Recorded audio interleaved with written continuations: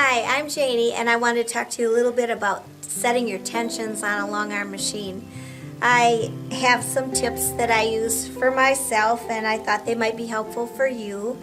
You want your top thread and your bottom thread to lock in the batting.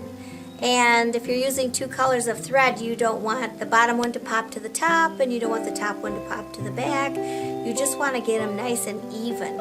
So you have to have a starting point. So we actually start with the bobbin case and adjust the tension there. And then we adjust the top thread to match that so that we can either pull up the bottom or let it down. So first of all, when we're working with the bobbin case, we make the bobbin like a number 9. See the thread coming down like a number 9? And then it goes right in the case that way. So that's the easiest way to remember. Down the slot and under this little tension arm that's on here. The tension arm is held on by the little bitty screw, and the bigger one is the one that adjusts the tension itself. And that bigger one only has like 2 threads on the bottom of it. It's a really shallow little screw, so you don't want to turn it too many times or it'll fall right out. So when it's under there, under the tension assembly, what you're hoping is that you can adjust the tension so that you could just barely pick the bobbin and its case up.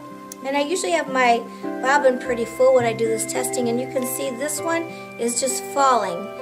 I can't quite pick it up off my hand, so the tension is quite loose. But on the Tin Lizzies, there's an extra piece called a pigtail.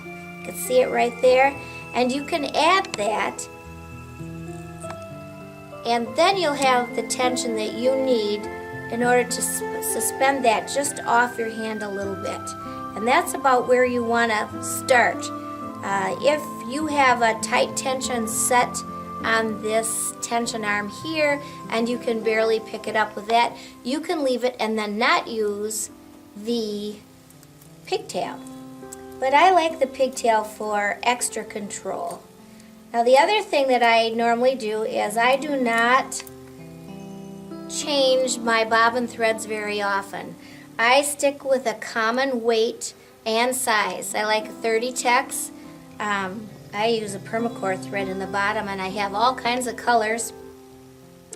And this thread, or standard dressmaker's size thread I should say, is the one I even use against gold, and gold metallic and blue metallic. So against a gold metallic I would use a yellow thread, and a blue against a blue metallic, and white against silver metallic, because I run a lot of sparkly threads. So I stick with the same one so I don't have to mess with my bobbin tensions very often.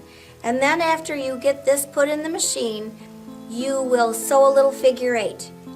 You can either have several little hot pad or pot holder size pieces, maybe one with poly, maybe one with cotton, maybe a little pad with a cotton poly blend, because these are the most common battings that we use and most common weights that we use.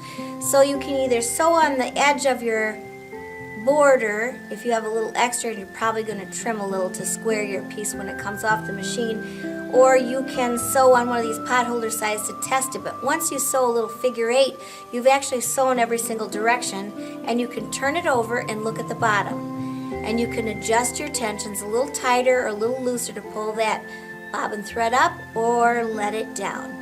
If you are struggling with a skinny slippery thread on the top of your machine, you might want to use more guides, because no matter how hard you crank those tensions together, that's still slippery and it's going to come right through there really fast. But if you want to, you can just use the tension assembly for most of it. So that's my tip on setting your tensions on a machine.